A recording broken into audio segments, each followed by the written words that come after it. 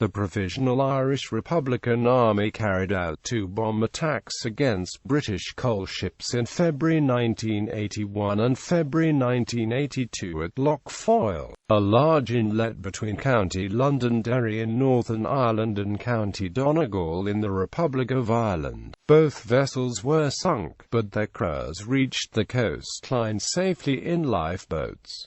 Early attacks on shipping. There had been a number of attacks on small vessels by the IRA before 1981. On April 1971, a Royal Navy survey launch was blown up at the port of Baltimore, in the Republic of Ireland. The motorboat, the Stork, was towed out to sea and destroyed by an explosive device before dawn, while the crew was ashore. Another British boat, the Puffin, received minor damage in the same action.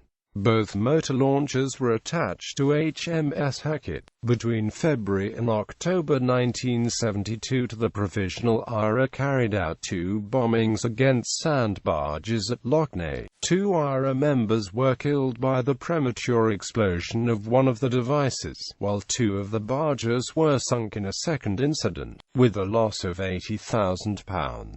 These barges were probably the Lough Foyle and the Ballygin. The killing of Lord Mountbatten and 3 others at Mullimore, County Sligo, took place when they were on board Mountbatten's fishing boat, the Shadow V, on August 27, 1979. Background: the IRA's declared aim was to disrupt the maritime traffic to and from Londonderry Port, on the east bank of the Lough. They also intended to force British and Irish authorities to deploy security guards on board merchant ships. The IRA stated that they regarded the ships as commercial targets. On the British side, the Bird-class patrol boats HMS Signet and HMS Kingfisher were already assigned by the Royal Navy to protect the waterways of the province. The mission was to prevent the smuggling of weapons from the Republic. These warships were often shot at by the IRA, especially from Carlingford Lough.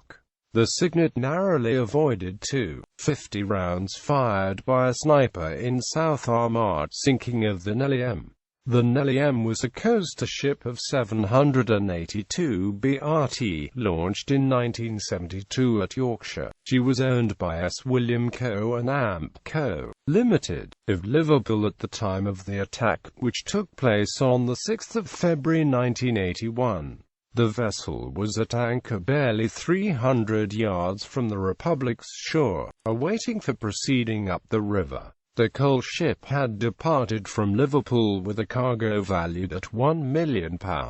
A team of 12 IRA men, meanwhile, had hijacked a pilot boat at a pier on Moville, on the northwest bank of the inlet. 5 of the group remained watching on shore, while another 7 members of the ASU, carrying 2 high-explosive charges, forced the skipper to take them to the British coal ship. Once on board, the cell informed her captain about their intentions and ordered him to gather the crew and to get his men into the lifeboat. 4 IRA members supervised the evacuation.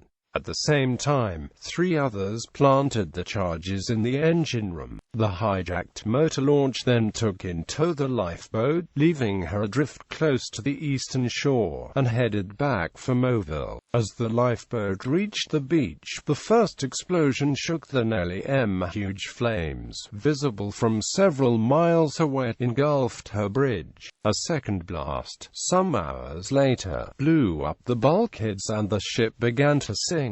The morning after, her stern was submerged. The hull was raised in 1982. Sinking of the St. Beddon. The next year, the IRA was able to repeat the same operation against another British coal ship, the St. Beddon, bound from Glasgow to Derry. The 1,250 BRT Beddon, built in Clyde and also launched in 1972, was owned by J and Amp, a Gardner and Amp Co. Limited of Glasgow. On February 23, 1982, the ship was at anchor off Derry, awaiting the tide to proceed upstream. This time the IRA boarding party was composed of 12 volunteers. The attack was again launched from the pilot boat based at Moville, and after the explosions, the cargo vessel sank on her starboard side in some 15 meters of water. She was raised and scrapped by November 1982.